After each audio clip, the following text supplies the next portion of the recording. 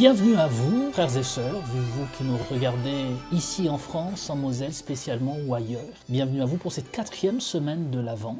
Bienvenue, cher pasteur Thierry. Merci Maximilien. Et merci encore pour ce... C'est toujours pour moi un grand plaisir et une grande joie de t'accueillir ici. Nous avons commencé depuis 3 semaines déjà de faire ce parcours ensemble entre l'Avent et Noël, parcours intitulé « Entre l'attente et la lumière ». Tout au long de ces 3 précédentes séances, 3 précédentes émissions, nous avions évoqué la question du sens de l'Avent aujourd'hui.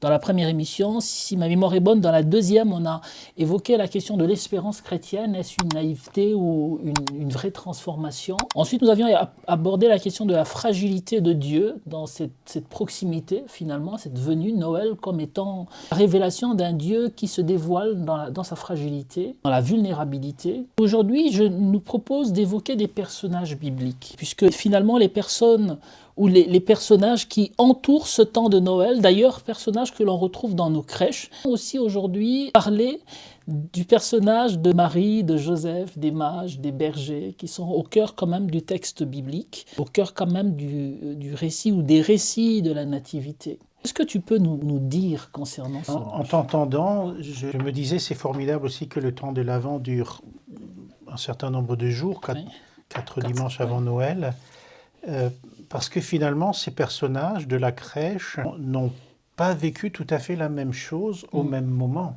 À savoir que Joseph, il était tout d'abord confronté à cette question, une fiancée enceinte, qu'il n'a pas répudiée. Parce que Dieu lui a demandé de ne pas le faire, mais contrairement à beaucoup d'entre nous, Joseph voulait le faire de manière tout à fait respectueuse de Marie, sans le crier sur les toits. De manière très discrète. Beaucoup d'entre nous, certainement, aujourd'hui, t'as vu ce qu'elle m'a fait, c'est quand même pas possible. Aujourd'hui, on publierait sur Instagram. Voilà, on le publierait sur tous les réseaux sociaux. Joseph, lui, a vécu quelque chose d'extraordinaire, déjà même avant la naissance de Jésus. Il était, j'ai envie de dire, dans cette grâce de Dieu, déjà avant la naissance même de Jésus. Marie, quant à elle, c'est vraiment le risque de la foi. Qu'il me soit fait selon ta volonté. Il n'y a pas d'autre parole, pas d'autre geste de la foi que de dire « qu'il soit fait selon ta volonté ». D'ailleurs, nous le prions régulièrement dans le Notre Père, que ta volonté soit faite. C'est aussi ce qui aura été la parole de Jésus juste avant de mourir sur la croix, que ta volonté soit faite. Marie, elle a vécu, elle aussi, quelque chose déjà bien avant la naissance de Jésus. Il y a donc quelque chose effectivement déjà de l'universalité, non pas des personnes qui sont accueillies et reçues, mais aussi quelque chose dans l'ordre du temps qui passe, des périodes. C'est pas juste à un moment donné que Dieu s'intéresse aux êtres humains, c'est vraiment tout le temps. Mais si on peut un peu encore évoquer le personnage de Marie qui témoigne quand même d'une foi qui consent au risque. Il s'avère que dans la tradition protestante, on attribue, je dirais pas très peu d'importance à Marie, mais beaucoup moins quand même que chez nos amis catholiques. La question que j'aimerais te poser, en tout cas, ou à laquelle j'aimerais que nous réfléchissions ensemble, c'est pourquoi Marie? Pourquoi elle? Pourquoi pas Jeanne? Pourquoi pas Ruth? Pourquoi pas Monique? Pourquoi Marie? Pour moi, c'est un grand mystère. C'est le choix libre de Dieu. Peut-être parce qu'il a senti et vu, ça serait ma seule explication rationnelle, qu'il a senti et vu cette disponibilité, ce cœur ouvert chez Marie. Mais après, il y a... Certains sont appelés au ministère pastoral, d'autres à un ministère plus diaconal. Voilà, certains sont appelés à se marier, d'autres pas. La vie est remplie de tous ces mystères-là que l'on élucidera et qu'on n'expliquera jamais complètement. Pourquoi les uns aiment les tomates et les autres aiment les fraises. C'est le mystère de la vie. Je pense que la seule explication, tant soit peu rationnelle, intellectuelle qu'on puisse donner, c'est cette possibilité que Marie avait déjà un cœur ouvert à Dieu et un cœur accueillant. Elle a eu un cœur disposé, disponible. Elle consent quand même à un appel déstabilisant. Elle consent finalement non pas à être mère de Dieu, mais à être l'image de cette croyante qui ose croire au-delà de l'incroyable, disons ça comme ça. À accueillir une parole qui te dit que cet enfant sera appelé fils de Dieu parce que finalement c'est une naissance immaculée. Oser se dévoiler presque vulnérable face à cette parole qui est inconcevable, il faut le faire quand même. Oui, chapeau à Marie, hein. Moi, je ne sais pas si j'avais été à sa place ce que j'aurais fait, mais je n'ai pas à être à sa place, donc c'est très bien comme ça aussi. Marie, comme effectivement exemple de foi, d'ouverture, d'accueil, de risque dans la foi, du risque de la foi, parce que c'est plutôt un risque de la foi qu'un risque dans la foi. Oui. Alors nous, surtout dans nos sociétés où on est assuré contre, j'allais dire, tout et n'importe quoi, le risque, on veut partout atteindre le risque zéro. Dans la foi, le risque de la foi, c'est risquer aussi parfois des choses que peut-être auxquelles on ne s'attendait pas ou que l'on n'imaginait pas comme ça. Donc Marie, oui, c'est une figure de foi très extraordinaire. Et je crois qu'en protestantisme, nous avons toujours été d'accord pour dire ça, pour affirmer cela, et pour voir en Marie cette femme de foi qui a effectivement porté notre Seigneur et Sauveur Jésus. Moi je dis simplement, Jésus était 100% homme, 100% Dieu. Il a donc fallu, puisque c'est une naissance par le Saint-Esprit, c'était la partie divine et Marie a apporté la partie 100% humaine. Donc on a du 100% et 100%. Et Marie ne peut effectivement pas être divine elle-même, parce que sinon Jésus est Dieu à 100%. Et après j'ai un problème. Je voudrais quand même faire un peu de la provoque, mais Dieu, s'il est Dieu, il aurait pu aussi s'arranger pour s'incarner sans passer par une femme, hein. Sans passer par une humaine, pour le dire ainsi. Il y a ce fameux récit des 3 visiteurs, tu te rappelles encore de la Genèse, qui viennent voir Abraham, qui a une forme humaine, sans qu'on nous dise qu'il soit né quelque part d'une femme ou d'un humain, quoi. Oui, merci pour cette provoque, elle me permet quand même de dire et de répéter. Notre Dieu, ce Dieu dans lequel je crois, se lie, il est toujours lié à l'être humain. Toujours. D'ailleurs, il y a une belle prière qui dit, ou un beau texte qui dit, Dieu n'a pas d'autre main que nos mains, n'a pas d'autre oreille que nos oreilles, etc. Et toute la Bible nous encourage à ça, à être Dieu qui passe par nous, parce que nous disons ce que nous faisons, notre manière d'être, etc. Donc Dieu est tout le temps lié, se lie à l'être humain. Alors oui, je peux de manière provocante peut-être te répondre, oui, Dieu aurait pu faire naître Jésus sans passer par l'humain, mais c'est parce qu'il a voulu. Parce que ce n'est pas un Dieu qui passe par-delà les êtres humains que nous sommes. Il est très intéressé par nous, par l'être humain. C'est quand même nous qu'il a placé aussi, les êtres humains, qu'il a placés au sommet de la création, puisqu'il nous demande de garder ce jardin qui est la création. Et contrairement à Marie, il y a un autre personnage, tu avais déjà d'ailleurs commencé par celui-là, c'est Joseph. Il est très silencieux quand même dans le texte biblique. On le voit apparaître quelquefois dans l'évangile, aussi bien chez Matthieu que chez Luc, et puis il disparaît. Il n'apparaît plus. C'est vrai qu'il protège Marie, il protège aussi l'enfant. Les seules allusions où on fait, en tout cas, mention de Joseph. Et pourtant, Marie, pour reprendre un peu cette belle formule que tu as utilisée, elle a porté l'enfant. Marie a porté l'enfant de sa naissance à la crucifixion quand même. Elle était là à tous les moments de la vie de cet enfant. Pourquoi ce silence de Joseph? Alors, je n'étais pas là à l'époque. Je n'ai pas tenu la main directement à Joseph et je ne peux pas dire précisément. Et pas plus que moi, il n'y avait pas de caméra de télévision qui a filmé et suivi Joseph. Malheureusement. Plusieurs théories, plusieurs thèses ont été évoquées. Certaines évoquent le fait que Joseph peut être aussi décédé et que finalement il n'était déjà plus là, plus sur terre parmi nous quand Jésus a été crucifié. Et donc il disparaît entre guillemets parce que tout simplement il ne vivait plus. Une autre explication peut aussi être le fait que Joseph était quand même quelqu'un de très discret, visiblement très très humble, et comme beaucoup de gens humbles et discrets, on n'en entend pas parler, ce qui ne veut pas dire qu'ils ne vivent pas une vie pleine de joie, de bonheur, et où ils sèment plein de choses sur cette terre et dans le cœur des gens. Simplement, l'histoire ne s'est pas focalisée sur eux, ne rapporte rien sur eux. Et comme ça, il y en a des milliers et des milliers et des milliers depuis des générations et des générations. C'est vrai quand même que le personnage de Joseph est... Autant l'évangile selon Matthieu le place, j'ai envie de dire, au cœur de la généalogie, dans la mesure où Jésus est fils de David par Joseph, mais en même temps, ce monsieur qui va porter la filiation de Jésus à David disparaît du texte, et d'une part, et d'autre part, porte quand même l'annonce de l'inattendu, quoi.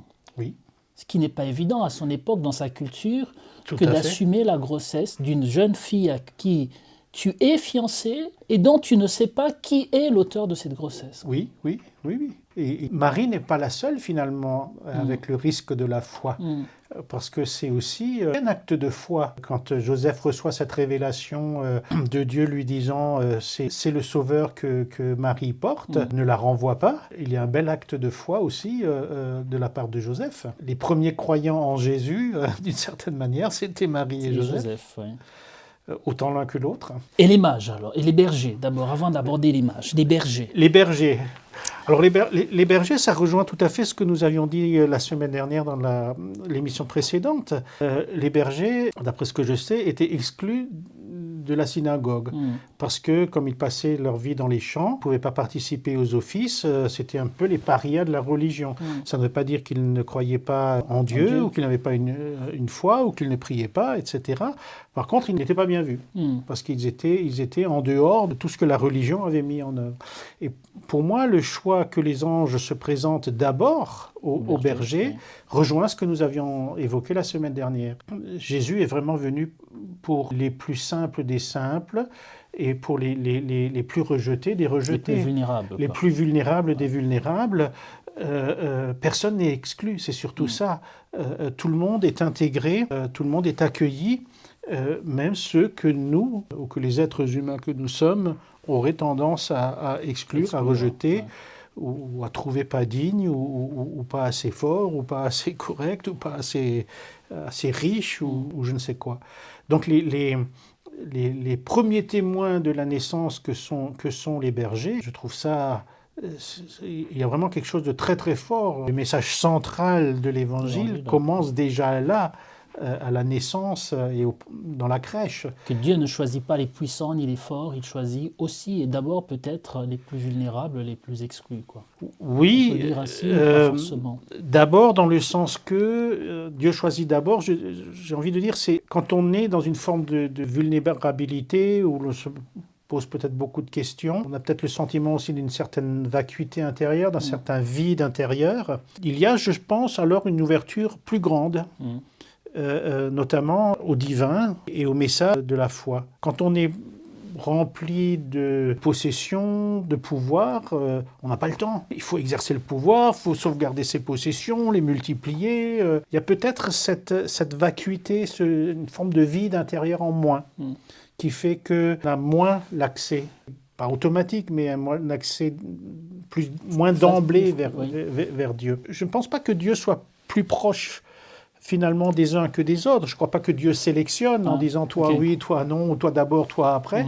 Je crois que c'est davantage, et ça rejoint ce que nous disions la première semaine, et c'est davantage l'ouverture de notre cœur qui fait que les uns auront peut-être, trouveront ce chemin ou cette main tendue par Dieu, cette présence de Dieu dans notre vie, la trouveront peut-être un peu plus rapidement et plus facilement que des gens qui sont suroccupés et remplis de plein de choses matérielles de toutes sortes, ou de loisirs, ou que sais-je. Et est-ce à dire que pour nous, parce que ça nous concerne aussi, qui sommes très souvent encombrés par tellement de choses, moins de disponibilité, ou sommes-nous moins susceptibles d'entendre cette annonce, cet appel de Dieu, que de l'accueillir et de le recevoir? Un peu comme l'image, quoi, finalement. Oui, je pense que c'est très juste.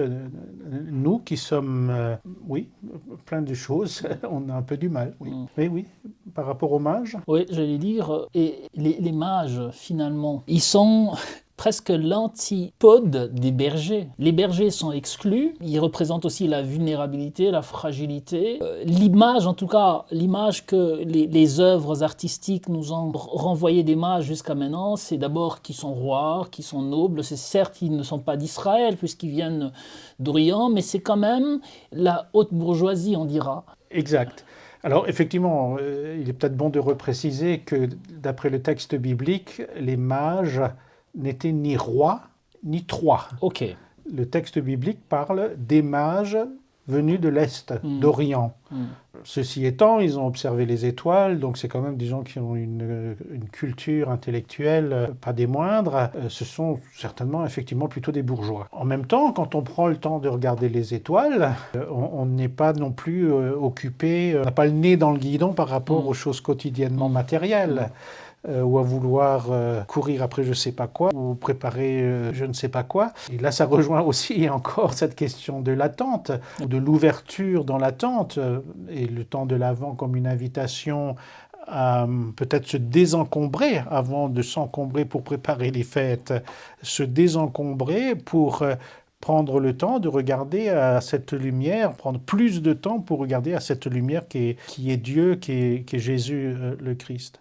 Et les mages avaient cette ouverture de cœur à la surprise finalement, à quelque chose de nouveau. Ils ont une belle ouverture d'esprit quand même. Quand je lis le récit qui parle des mages, je me dis toujours qu'ils représentent un peu l'universalité. Oui. Et peut-être même aussi la diversité. Oui, je suis convaincu que là aussi, il y a un message déjà tout à fait central dès la naissance de Jésus, qui est non seulement la question que Jésus est venu pour éclairer tout le monde, chacun, chacune, quel qu'il soit, sa force, sa faiblesse, sa richesse, sa pauvreté, sa puissance, sa vulnérabilité, mais aussi, quelles que soient ses origines, quelle que soit l'horizon dont il relève.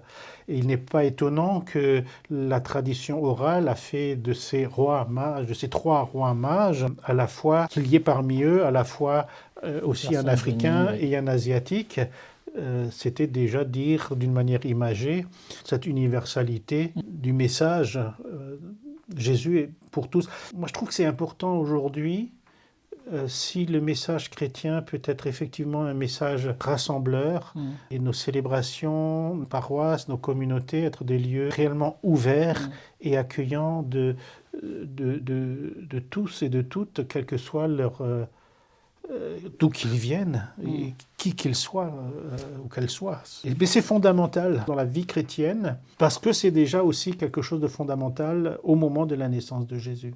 Donc Noël, finalement, cette naissance de Jésus peut aussi être comprise comme un moment où Dieu s'offre à nous, en Christ, quelles que soient nos frontières culturelles et nos frontières religieuses. Un très beau résumé, Maximilien.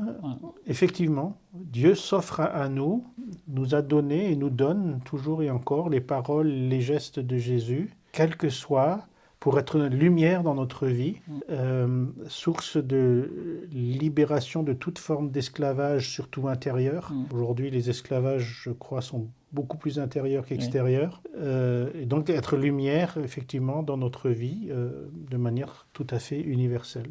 Noël, qui veut dire naissance, Noël. Le mot Noël vient de là. Ça a donné d'une part naissance, de l'autre part Noël.